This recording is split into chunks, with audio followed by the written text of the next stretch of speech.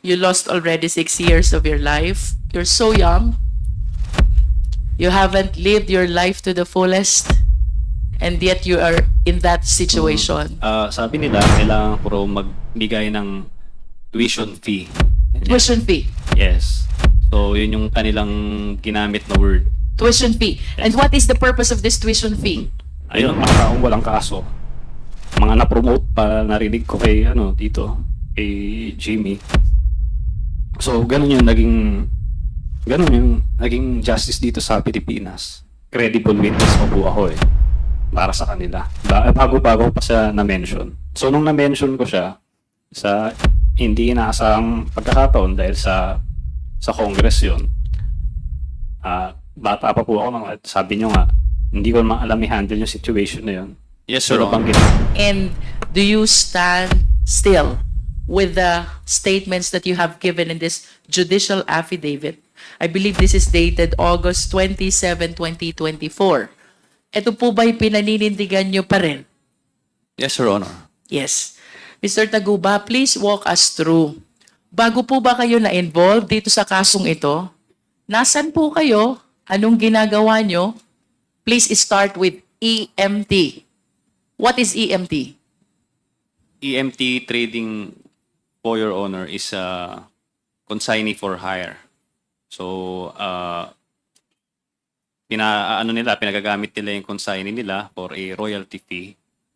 So, nakilala ko yung si Irene May Tatad dun sa kanyang parang ano yata niya. Kapatid ba niya? Hindi ko na maalala sa kamag-anak niya. Firstly, what does EMT stands for? It's an acronym, right? Yes, Your Honor. What does it stand for? Hindi ko po alam eh. I found names here which appear to be consistent with these initials. If you will confirm, does it stand for Irene, TJ, and Mark?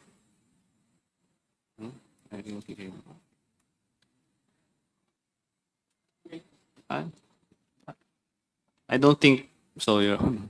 But do you confirm that TJ and Irene used to be your partners? TJ is my broker. I'm not a Your? Yes. We have hindi po ako broker kasi yun ang binabansag sa akin sa media na ako ay customs broker, nagpakilala akong customs broker. Ang negosyo ko po is talaga tracking. So, si TJ yung broker. Siya po talaga yung sign, siya po yung mas nakakaalam sa proseso sa customs. TJ is the broker, you are the trucker. Yeah. Si Irene po. Si Irene May Tatad naman, siya po yung consignee. Do you work together? Si TJ, kasi ano ko siya eh. Sa kanya ako nag-refer, nagtatanong. Pagka may nagtatanong sa akin na client tungkol sa mga parating nila, tatanong ko sa kanya. Si Irene naman, royalty fee lang talaga siya eh. So pinagamit niya yung kanyang consignee para sa royalty fee. Kada container na darating, meron siyang royalty fee. So who owns this EMT trading? Si Irene May Tatad po. Si Irene. Opo. And then you and TJ just work with her, without necessarily being partners with that EMJ trading, EMT trading. Yes, Your Honor. Tama po. In your affidavit, you made mention about this green lane, yellow lane, and red lane. I believe that in the previous hearings, Mr. Guban already testified on this. And I wish to hear if you have the same concept and information that you will share pertaining to these 3 lanes: green lane, yellow lane, and red lane. Hindi ko po narinig yung sinabi niya. So, green lane yun, hindi na siya subject for inspection. No physical inspection No physical- and no document inspection No as well. document inspection. That is green lane. Yellow lane, kung di po ako nagkakamali, sa document lang. Tapos red lane, kailangan ng Wait, physical. for yellow lane, you're exempted from the physical inspection, but you are not exempted from the document inspection. Yes. Okay? Then, from red lane, kailangan na ng physical inspection. And of course, if I am the shipper or the importer, I would want that my shipment be always released through the green lane. Kasi doon mabilis. Walang inspection ng shipment, walang inspection ng document. How do I avail of this green lane? Ako po talaga, hindi ko yung paano talaga makapunta dito sa green lane. Pero nung time ko kasi, yun nga, nagbigay kami ng tama ba? Are you saying, Mark, that you never experienced using this green lane? Halos lahat po nung shipments ko, green lane po. And that is because you submitted to the TARA system. Yes. Tama po ba? Opo. So, ibig sabihin for a time being, lahat ng mga pinaparelease mong shipment, walang physical inspection, walang document inspection, what is the consideration involved? Yun po, may TARA system po sa BOC. And how does TARA system work? So, weekly, magbibigay ka kada container na re-release mo, napaparating mo. Is So, it per container or per value of what is inside the container? per container? Per container. Opo. How much per container? Iba-iba po kasi. So, iba-ibang Iba-iba depending on? iba-ibang departamento. So, nakalagay po dito yun. May mga text messages po ako. Mga Yes, screenshots. you mentioned a lot of offices. Can you please enlighten us on this? Anong mga opisina kailangang magbigay? Tama ba yung tanong ko, Mark? Opo. And So, that is what TARA system is all about? Yes, Your Honor. So, What offices are you referring to here? So, tinitignan ko po itong affidavit ko. Ito lang yung mga naalala ko. IG, ESS, collector, CIIS. Alam ko na You breakdown mentioned ko in na to. paragraph 15 of your affidavit, MICP, SSPDC, COMSEN, CIIS, CIIS District, IPRD, IG, ESS, ESS District, FED, AOCG, and IAS. If you total the token that you will be giving to all these offices for one container, Mark, magkano yun? May breakdown po kasi ako nito dati. Your At Honor, least the approximate amount. Are you trying to tell us na kada office iba yung amount? yes, Your Honor, iba. I see.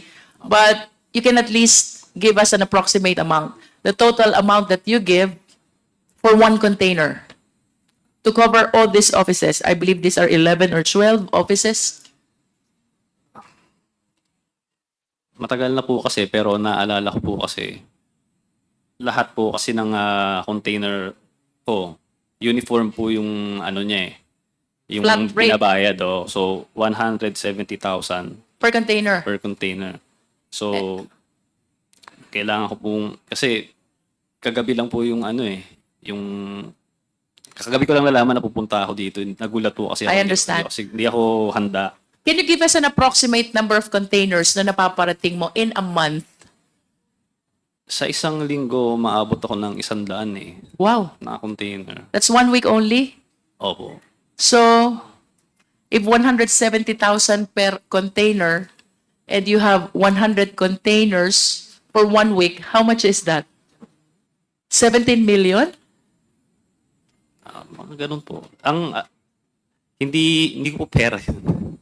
Hindi ko po pera yun. Kumbaga, Yeah, I know. nagpa-process lang naman ako eh. But that's how huge Opo, ganun po yung pumapasok na the pera. amount that TARA system generate. Opo. Only for you to be able to avail of this green lane. Tama po ba? Opo. And I wish to emphasize that here you are, you're just one person facilitating the release. Yes, sir. Honor. Eh, mga ilan ho ba yung nagfa-facilitate ng release? Marami po kami. In a day, can you give us an approximate number? Ilan po yung nagfa-facilitate ng release? Alam ko po, nagbigay rin si Senator Lacson ng kanyang sariling flowchart. So based doon parang basta sobrang dami namin, siguro mga 500 containers sa mga ganun niya. Ang nakikita ko sa base sa kanyang nilabas na report sa isang linggo. Parang And of course, Mr. Taguba, you will agree with me if I would say that the Philippine government is losing a lot of money because of this green lane, because it deprives the government the opportunity to assess correctly the shipment or importation. yes, Your Honor. Tama? Yes. Mr. Chair, I know that I have manifested this concern before during our, I believe, hearing on Dangerous Drugs Committee. But I wish to reiterate, Mr. Chair, that I believe it is high time we revisit the charter of the Bureau of Custom. Should I make a motion, Mr. Chair?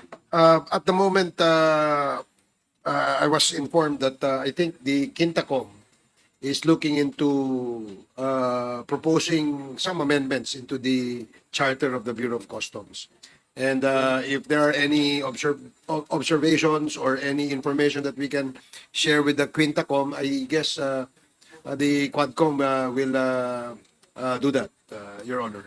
Thank you, Mr. Chair. Mr. Taguba, you also mentioned in your affidavit that for quite some time, wala kang nare-receive na alert on your shipment. Tama? Yes, Your Honor. And I suppose that that is because of the TARA system to which you submitted yourself. Yes, Your Honor. However, after some time, biglang nakaka-receive ka na ng alert. Yes, Your Honor. In other words, nagkakaproblema yung release ng mga shipment mo. Yes, Your Honor. What did you do? Minsan ang ginagawa lang nila yan para kasi pagka may alert, pupunta ka sa kanila, aaregluhin mo. So parang form lang ng additional na bayad sa kanila. Additional SOP? Oo, Tama para ba lang yun? ma-release yung container. Parang lambing siguro, parang ganun yung lumalabas. Ang mahal Alert naman nila ka. lumambing. Oo. They will annotate something on your document to Opo. make sure that you said that in your affidavit. They're leaving the number in your document to make sure that you call them Yes. so you will be able to settle whatever requirement is being asked of you. Tama po ba? Yes, Your Honor. And then after some time, lalong tumindi yung problema mo. Tama? Yes, Your Honor. About facilitating the release of shipment. May kinausap kang tao. Sino itong mga taong ito? Ang una ko pong nakausap po dito si Jojo Bacod. Jojo Bacod. Opo, nagpakilala po siya na sa SSPDC. Tapos pinakilala niya ako dun sa Davao Group. Sila Tita Naning ha. Yan, sila Jack, sila Noel. Silang apat yung mga minute ko. Sinabi How many niya, times did you visit Davao City during the time that you're trying to seek help about the release of your shipment? isang beses lang po. Isang beses lang. And the purpose of you traveling to Davao City is what? Kasi pinapunta nila ako dun eh. For what Wala purpose? naman akong, sabi nila, kailangan ko raw magbigay ng tuition fee. Ganyan. Tuition fee. Yes. So, yun yung kanilang ginamit na word. Tuition fee. And what is the purpose of this tuition fee? Ayun, para ma-accept daw ako sa grupo nila.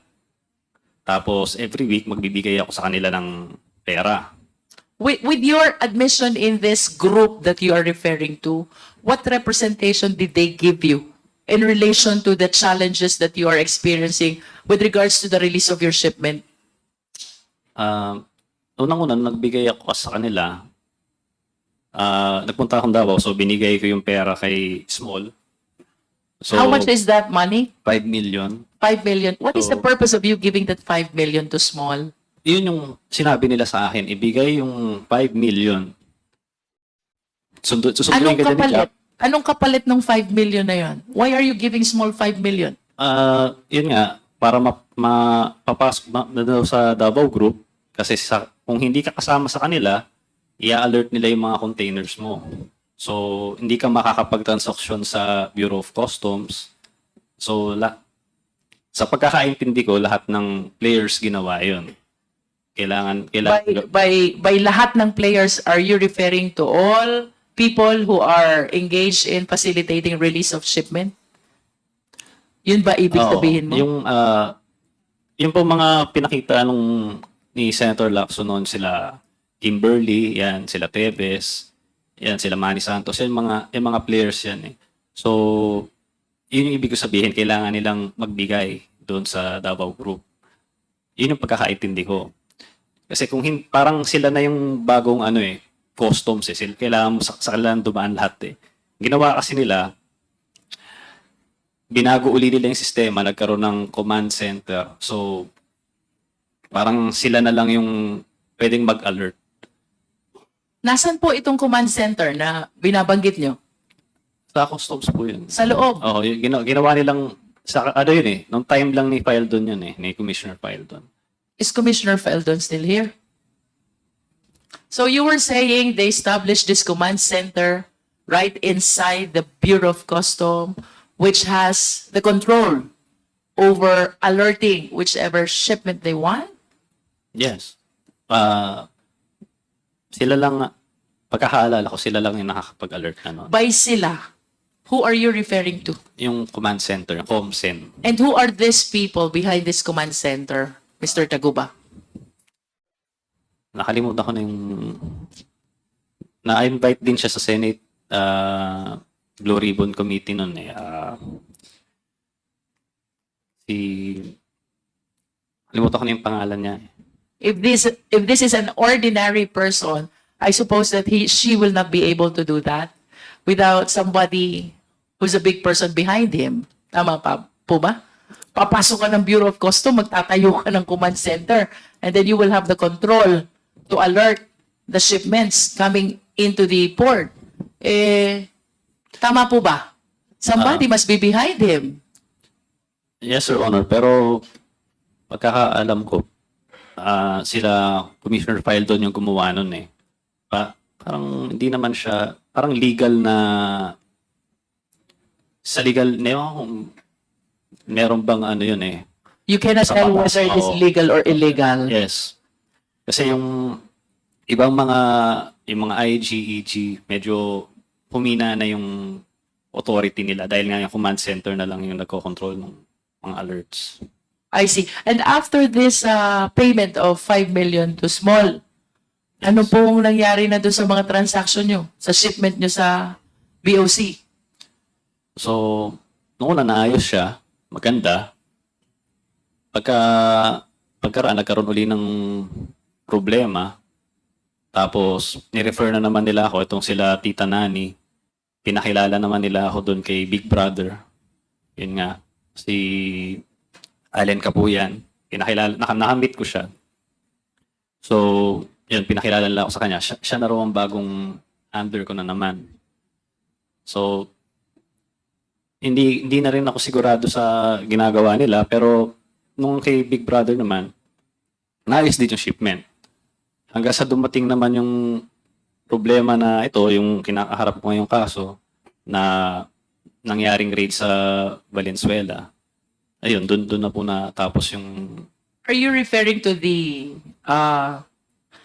604 kilogram of shabu? Yes, Your Honor. And that is the reason why are you convicted already? Convicted? Yes, Your Honor. I see. May we know ilang taon po ba naging sentensya nyo? Sinintensyahan po ako ng life. Oh Lord. Life sentence. And that is equivalent to 20 years and 1 day to 40 years. Tama, Honorable Flores? How old are you, Mr. Taguba? 33 na po. 33. How long have you been in prison? 6 years. 6 years. Ibig sabihin, nag-umpisa kang makulong 27 years old. Yes, Your Honor. Tama. And if we can bring back those days, anong gagawin mo to be able to avoid this very sad fate that you're going through right now?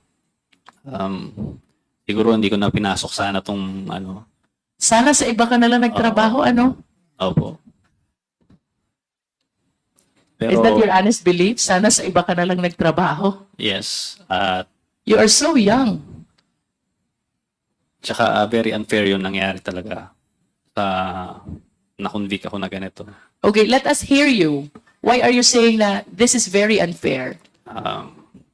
Unang-una, lokohan lang yung kaso nung nag-imbestiga sa NBI, preliminary investigation, lahat po ng dinaanan ng kargamento, kinasuhan. So hanggang sa pinakataas, hanggang sa pinakababa. So ang kaso sa amin is conspiracy. Pero nagawa nila ng paraan na pwedeng conspiracy nga siya, pero matatanggal yung mga matataas na tao, tulad nila Commissioner Fildon, kami may iwan. So inilaban namin sa korte yun na bakit ganon. Ang naging ano ko ng laman, partisipasyon is nagproseso ng dokumento at may tracking, dideliver dun yung container. So, sabi ng korte, hindi kailangan na alam mo yung laman, no? Kasi mala prohibita. Okay? So, paano naman yung iba? Yung mga shipping lines, lahat-lahat, yung mga examiner. So, nagawa nila ng paraan, parang legal acrobatics, di ba? Na kabilang yung tamaan na dapat hindi, no? So, pero ngayon, nilalabanan pa rin namin sila ng patas. So, Do you have a pending appeal? may apela po kami. It's with the Court of Appeals or the Supreme Court already? Motion po kami ng inhibit. Nung tinamaan po ako, nag-inhibit po kami doon sa judge. Tapos, para ibang judge yung mag-decide ng motion for reconsideration. So it's still with the Court of Origin, nasa Regional Trial Court pa rin. May Yes, sir. pending motion for reconsideration, tapos finailan nyo ng motion for inhibition yung presiding judge. Yes, Your Honor. In other words, you believe that you were not able to get a fair decision. Yes, During very, the very hearing. unfair. Oo. May we know, Mr. Taguba, who were originally indicted bago na-exclude yung sinasabi mo from the case? How many were you? Ilan kayo yung original na nakahabla? Napakarami po namin eh. Kasi naalala ko noon, nasa NBI pa kami, nag-presenta doon sa preliminary investigation. Ang dami po namin nagbibigay ng affidavit. Nandoon po sila Commissioner Fildon, nandoon po sila Neil Estrella, Joel Pinawin. So, sabi ko nga, conspiracy, dapat lahat kami acquitted kung lahat. Kung acquit, kung ano naman, kung convict, di dapat convicted kami lahat. Kasi ganun eh, lahat ng dinaanan ng container. So, nagawa nila ng paraan na kami lang ang makasuhan. Mr. Taguba, ito bang sinasabi mo marami kami na hinabla? Were you represented by one lawyer only? Or you have different lawyers? Iba-ibang lawyer po. Iba-iba? Opo. Ibig sabihin yung defenses nyo, iba-iba din. Opo. Depende sa strategy ng mga lawyers na humawak sa inyo, no? Opo. And can you please name names of those who were included in the charge, the prominent ones? Sino po yung mga kilalang tao aside from Commissioner Fildon na nasama doon sa habla? Hindi ko na po maalala lahat, pero si Commissioner Fildon yung pinaka tumatak sa akin noon. Tsaka sila Neil Estrella, tsaka si Joel Pinawin. These are all BOC officials? Yes, Your Honor. And upon conviction, sinong kasama mo na lang? Ako, si Irene, tsaka si Kenneth, tapos yung bodigero. So there were 4 of you Yes. who were convicted. Bodigero, the tracker, the broker, and the other one is the facilitator of your document. Kasama ba si Irene? Yes, Your Honor. And all the BOC officials were excluded from the charge.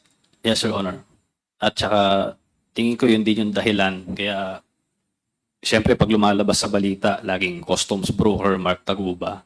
So, sa mga hindi nakakaintindi, siyempre, pagka narinig mo yung customs, di may tinamaan na tatrabaho sa customs. So, gumagana yung natin, justice system natin. Walang BOC official na nakasama. Wala, kahit isa. All of you were private individuals. Yes, Your Honor.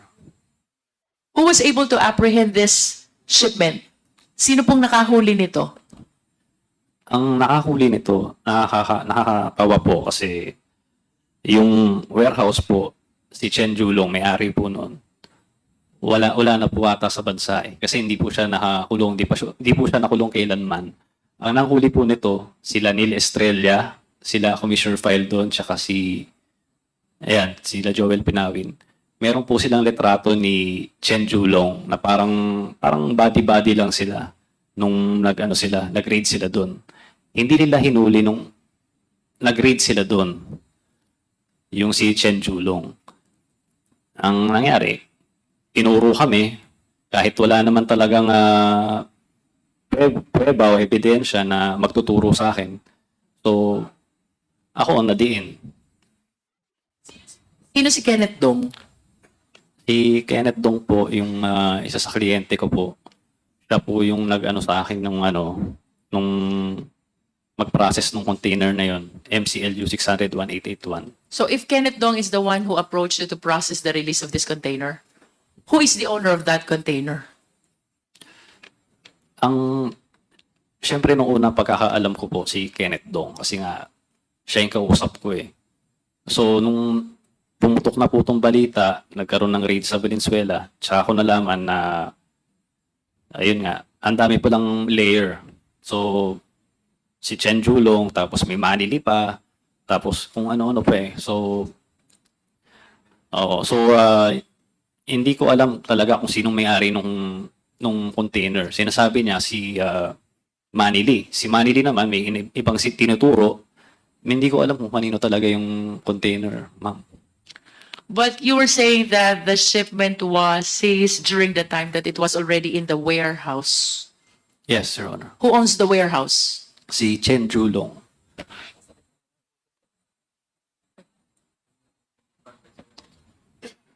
Mr. Taguba, you likewise mentioned in your affidavit Pulong Duterte, Yes, Your Honor. you did, and Manscarpio. Yes, Your Honor. Can you please enlighten us? Why did you mention these two names in your affidavit? Actually, Your Honor, ang nagme-mention naman yan, yung mga personalidad na sinabi ko, sila Tita Nani and sila Jack, na, ayun nga, si Pulong Duterte ang mag-aayos ng magbibigay ako ng pera sa kanila. Si Manscarpio, nababanggit din nila kasi pupunta rin sa BOC, nag-aayos din ng mga alerts. So, sa kanila po galing yun. Wala naman akong dahilan para itong mga taong to, sila Paulo Duterte at si Manscarpio. Ang galing po yun kila Tita Nani sa Davao Group. Yung kay Small Abellera rin po, half-truth yung sinabi niya. Hindi niya sinabi na niya na nakita kami. Pero hindi niya sinabi na kinuha niya yung 5 milyon at yun, sabi niya, dinala niya kay Pulong. Hindi niya sinabi yun. So, sinabi lang niya, tinanggihan ako. Wala pong katotohanan yun eh. Kinuha niya yung pera eh. So, kaya nga nagkaroon ng green lane, kaya nga uniform lahat ng taxes eh. So, siguro naman hindi mangyayari yun kung hindi totoo. Wala rin naman po akong kakayahan. Hindi naman po ako nagtatrabaho sa BOC. Hindi ko naman alam po yung kung anong ginagawa nila dyan sa computer para mangyari yun. So, wala po akong kakayahan kung ako lang po. So, ang akin lang, nagbigay ako dahil gusto ko lang makapagtrabaho. Your personal appreciation, Mr. Taguba, who among those several indicted ang naniniwala kang involved talaga dyan sa 604 kilogram of shabu contained in the metal cylinder? Do you believe that Commissioner Fildon is involved? Wala po akong personal knowledge sa mga ganyan eh. Kasi In other words, to this date, wala kang alam kung sino talagang may-ari. Wala po. Kasi nga po, yung pag-raid nila doon, kalokohan nga po eh. Ni-raid nila, kinuha nila yung na-assist nila yung shabu, pero wala po silang kinasuhan. Yung warehouse, yung may-ari ng warehouse, hanggang ngayon, wala. Ewan kung nasa na siya, nasa China na raw o ano. But do you know for a fact that there were shabu which were seized during the time? Yes, sinabi kasi nabalitaan ko sa TV. So, tapos biglang tumawag sa akin si Kenneth Dong. Sabi niya, oy, may mga na-seize na shabu doon daw sa container na pinrocess natin yung nang galing. So, syempre, nagulat ako. Tapos, ayun, yun na doon nagsimula yung yung problema. Mr. Taguba, I can feel your agony, and if the owner of that shipment is listening to you, would you like to give a message to him? Oo.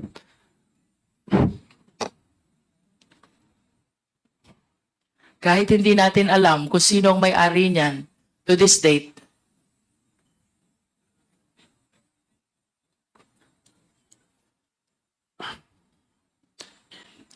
You lost already 6 years of your life. You're so young. You haven't lived your life to the fullest, and yet you are in that situation.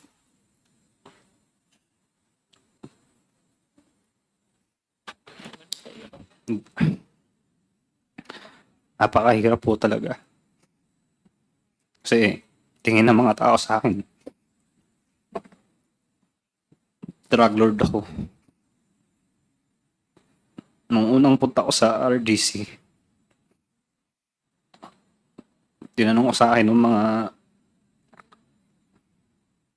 gumagawa nun dun, kung pwede ba ako mag-supply sa kanila. Sabi ko, wala po talaga akong kinalaman dyan.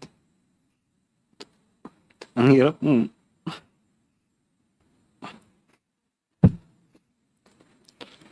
Buti sana kung ginawa ko talaga eh. Ang hirap po talaga. Kung meron man akong kasalanan, yun po yung sa TARA system. Totoo naman po lahat yun. Nagsabit po ako sa simula pa lang ng Senate hearing. Nag-cooperate na ako. Nag-request pa ako ng executive session. Binigyan pa ako ng Sergeant at Arms. Yung mga nilabas si Senator Lacson noon, hindi ko naman po kilala si Senator Lacson eh. Sarili niyang investigasyon yun eh. Yung mga nilabas siyang flowchart. Yun lang naman ang kasalanan ko. Di kasuhan nila ako tungkol doon. Pero hindi ako kailanman nagkaroon ng kahit anong kaso tungkol sa bribery. Kahit perjury nga lang, hindi nila ginawa eh. Siguro dahil takot sila. Palibasa, pinagte-text nila ako eh. Lahat ng text ko, binigay ko sa Senator Lacson. Pinaforensics pa niya sa Camp Crame. Meron pa akong certificate doon. Pero yung shabu, hindi ko po talaga ginawa yan. Hindi ko po gagawin yan kailanman. Mark, you mentioned in your affidavit that you applied to become a state witness. When was this? Nung na-mention ko po kasi si Pulong, dati, credible witness pa po ako eh. Para sa kanila. Bago-bago pa siya na-mention. So, nung na-mention ko siya, sa hindi inaasang pagkakataon dahil sa Congress yun, bata pa po ako nung sabi nyo nga, hindi ko naman alam i-handle yung situation na yun. So, nabanggit ko siya. Lahat ng pangaharas ginawa nila sa akin. Tinanggalan pa ako ni Senator Gordo ng Sergeant at Arms. Pagkatapos kong tuturo lahat ng mga taga-BOC na tumatanggap ng tara sa akin. So, parang pinabayaan na niya ako para mamatay.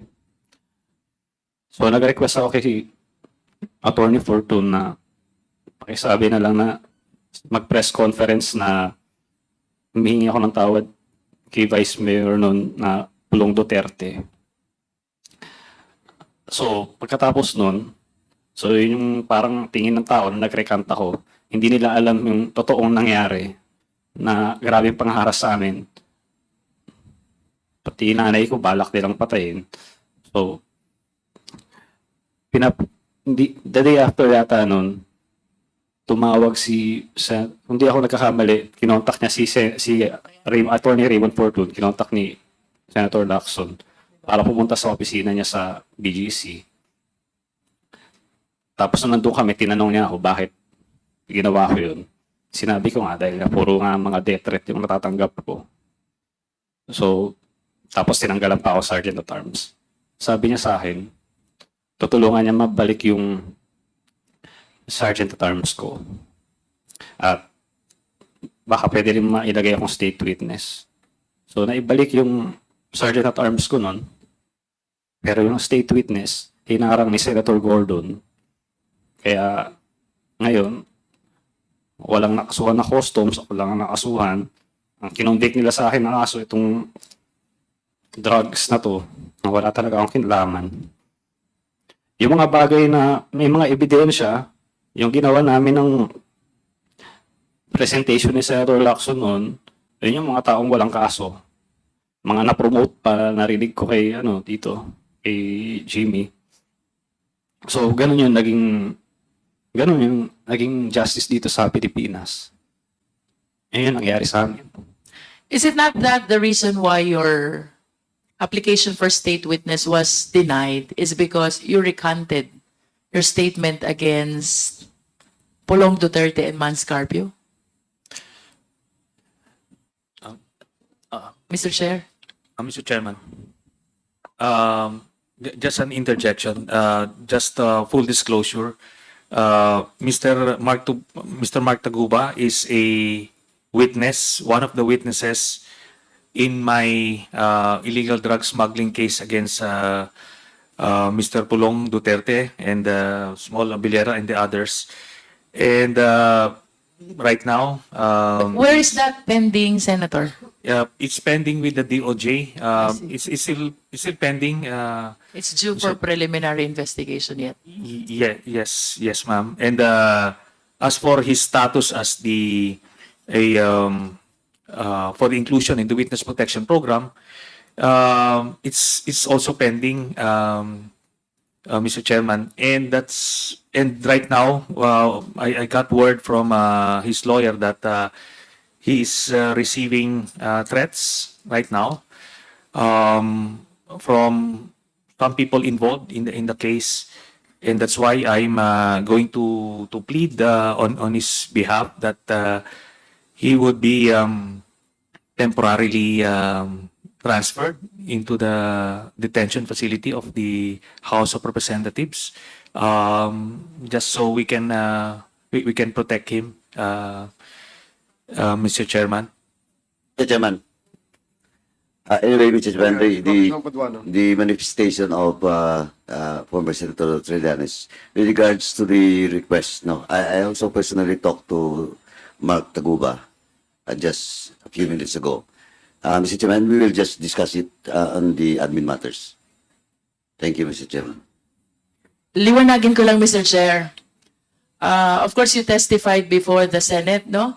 Where you implicated Pulong Duterte and Mans Carpio. That is your first testimony. In first testimony po sa Senate, Yeah. Tama ba? That is your first testimony. ang first testimony ko po sa Senate, yung para system po.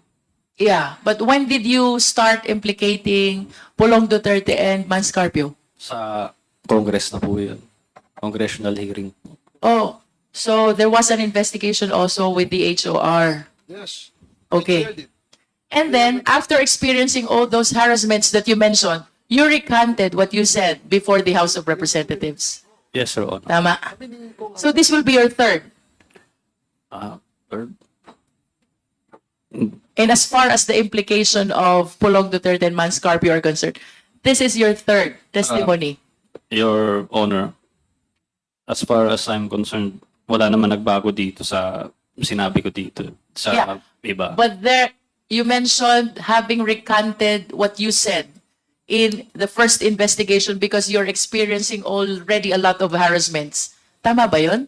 Rika, wala po akong nirecant sa affidavit ko na kila Pulong Duterte po In ba? other words, your testimony has been similar to this since the HOR investigation until your application as state witness was denied, and Yes. up to this time that you're appearing before the Quad. Wala nagbabago. Wala pong nagbago, Your Honor. I understand. Mr. Chair, Mr. Chairman. Senator Trillanes. I was part of those who investigating in the Senate, and he during that press conference he just apologized to Pulong Duterte. He never recanted, and we clarified that in his next appearance in the Senate, Mr. Chairman, whether he's recanting anything from his earlier testimony, he replied in the negative, Mr. I have nothing further, Mr. Chair.